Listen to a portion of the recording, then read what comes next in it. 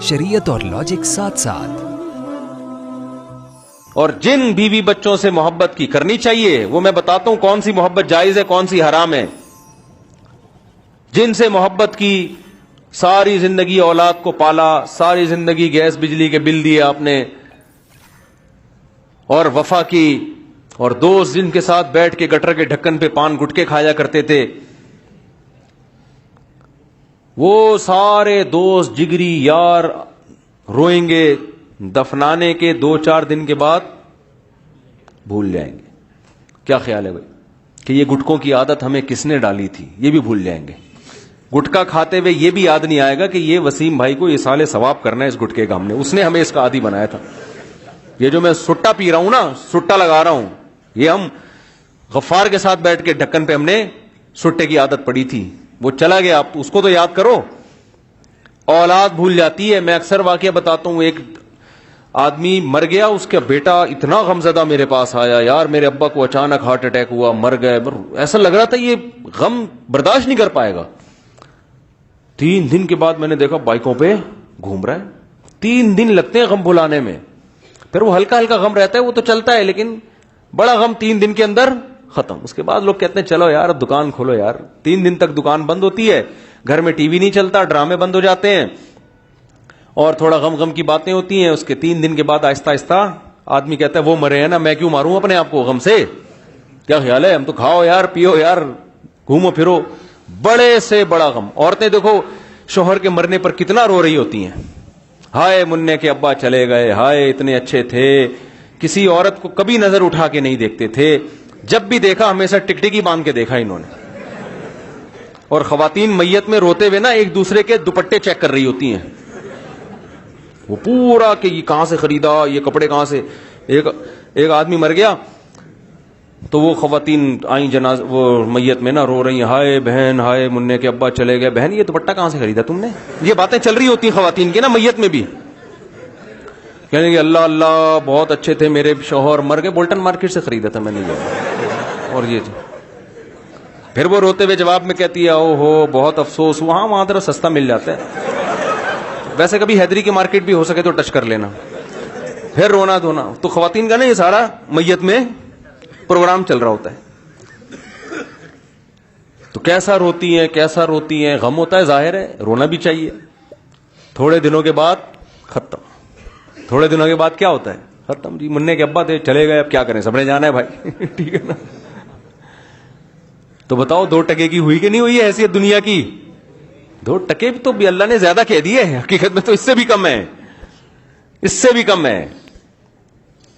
اللہ کی نظر میں اگر اس دنیا کی حیثیت 2 ٹکے کی بھی ہوتی تو اللہ تعالیٰ سب سے زیادہ یہ دنیا سید الانبیاء اپنے حبیب محمد صلی اللہ علیہ وسلم کو عطا فرماتا. سب سے زیادہ کس کو عطا فرماتا؟ نبی صلی اللہ علیہ وسلم. تو ایک تو یہ فنا ہونے والی چیز ہے. کیا ہے یہ؟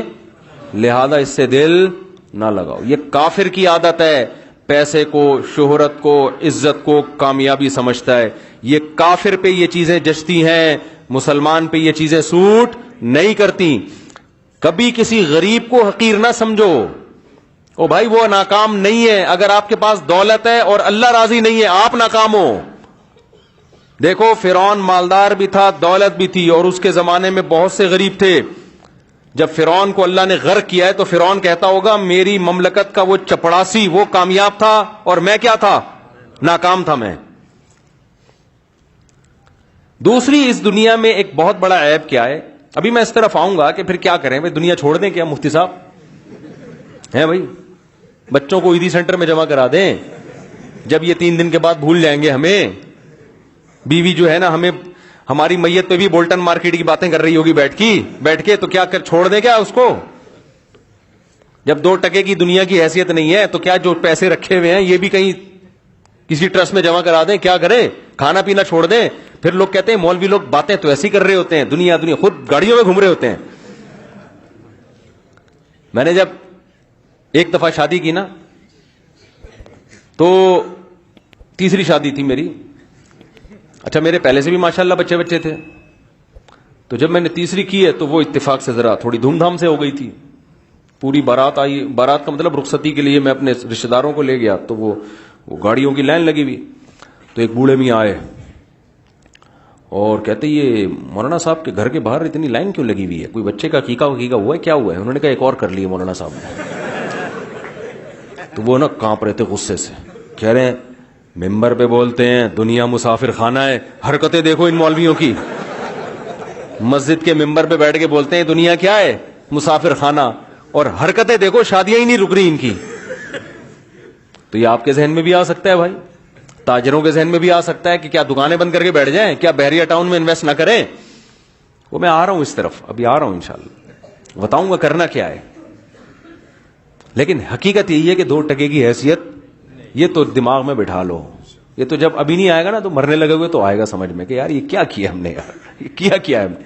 کہتے ہیں سکندر اعظم جس نے اتنی بڑی دنیا فتح کی, سینکڑوں اس کے باندیاں اور غلام تھے, سینکڑوں, ہر وقت اس کی خدمت کے لیے تیار, عیاشی کی ہے اس نے.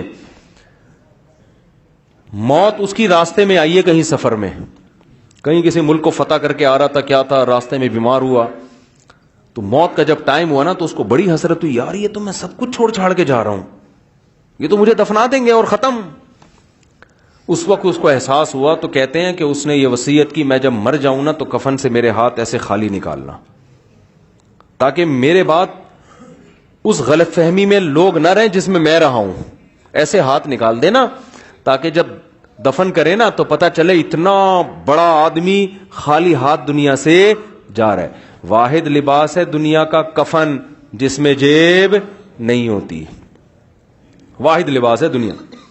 میں ملیشیا گیا تو وہاں میں نے چائنا والوں کا ایک قبرستان دیکھا. چائنیز چنگ چنگ ٹونگ کی ہے اس طرح کی جو باتیں کرتے ہیں. یار ایک لطیفہ ہے, بہت لوگوں نے سن لیا ہوگا انٹرنیٹ پہ, انہیں تو بڑا غصہ آئے گا کہ بار بار مفتی صاحب ایک لطیفہ ریپیٹ کرتے ہیں, لیکن آپ لوگوں نے سنا نہیں ہوگا, ہے وہ بڑا مزے کا. ایک چائنیز جو تھا نا, ایک آدمی گیا پاکستانی, اس کی چائنیز سے دوستی تھی. آپ مولوی صاحب کہاں کے ہیں؟ کوئٹہ کے صاحب. تو وہ چائنیز سے اس کی دوستی تھی. تو پتہ چلا جی چائنیز بیمار ہو گیا نا, اس کے آکسیجن لگی ہوئی ہے, بیمار ہو گیا. تو اس نے کہا یار میرا دوست ہے, پتہ نہیں آخری وقت ہوگا, مر نہ رہا ہو تو میں عیادت کرتا ہوں. اس کے قریب جا کے کھڑا ہو گیا. جیسے قریب جا کے کھڑا ہوا ہے, اس چائنیز میں چاں چی پاں چاں چی چی چپاں چی چی چاں چاں چاں کرتا ہوا مر گیا وہ. اس نے بولا یار میرے دوست نے مرتے ہوئے پتہ نہیں کیا وصیت کی ہے, تو یہ الفاظ یاد کر لو, چین چاں پاں چاں کیا کہا ہے نا, اس کا ترجمہ کراؤ, کچھ اہم بات بولی ہے اس نے. وہ الفاظ یاد کر کے وہ چائنا چلا گیا. چائنا میں اس نے ترجمہ کروایا تو اس کا ترجمہ یہ تھا, الو کے پٹھے آکسیجن کے پائپ سے پاؤں ہٹا.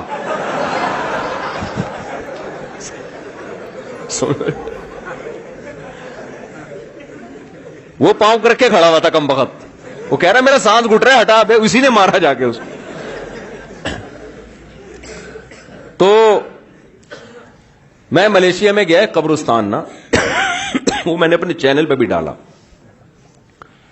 وہ قبرستان ہے مالدار, چائنیز میں جو بڑے بڑے ارب پتی ہوتے ہیں نا, انہوں نے اپنا الگ قبرستان بنایا ہوا ہے. کیوں؟ اس قبرستان میں بہت مہنگی قبر ہے, کروڑوں روپے کی قبر ملتی ہے, صرف مالداروں کو وہاں دفن ہونے کی اجازت ہے. وجہ اس کی یہ ہے کہ وہ جو بڑے بڑے کروڑ پتی ارب پتی مالدار ہوتے ہیں وہ جب مرنے لگتے ہیں, بس جزاک اللہ, تو ان کو یہ ٹھنڈا تو نہیں ہے,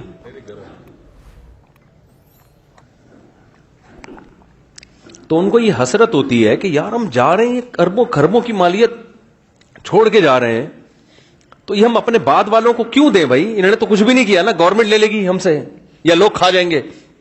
محنت ساری ہم نے کی ہے, کھائے گی عوام مفت میں.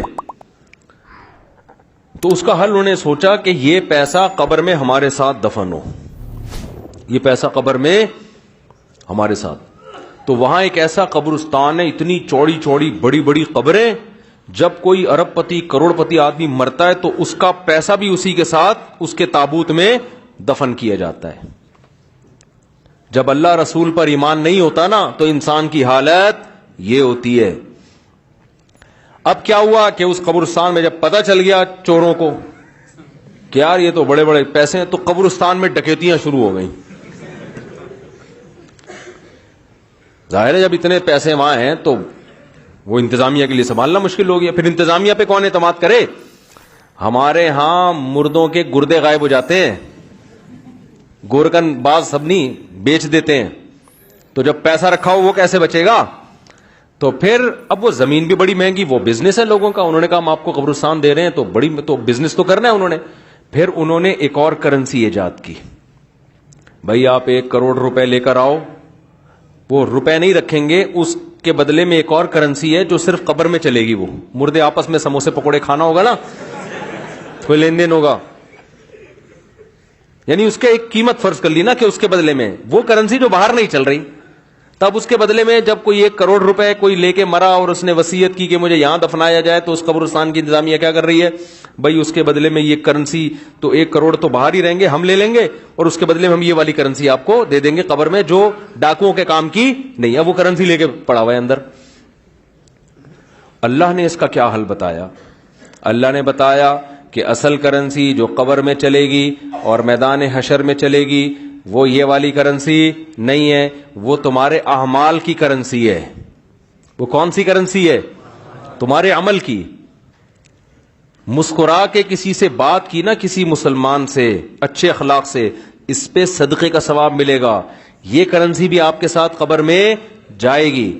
آپ کے کانٹا لگا, تکلیف ہوئی, اللہ کے لیے برداشت کیا, اس پہ آپ کا ایک گناہ معاف ہوگا, آپ کو ایک نیکی ملے گی, یہ کانٹا بھی لکھا جائے گا.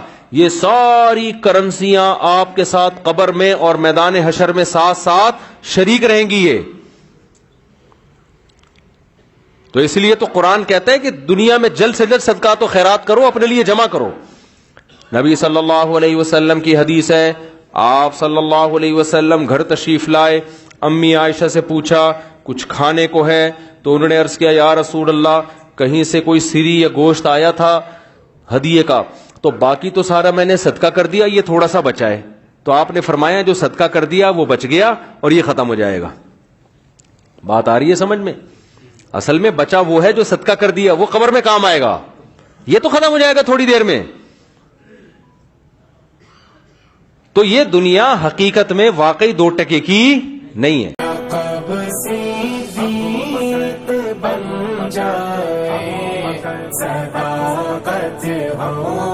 تو ایسی ہو مزاروں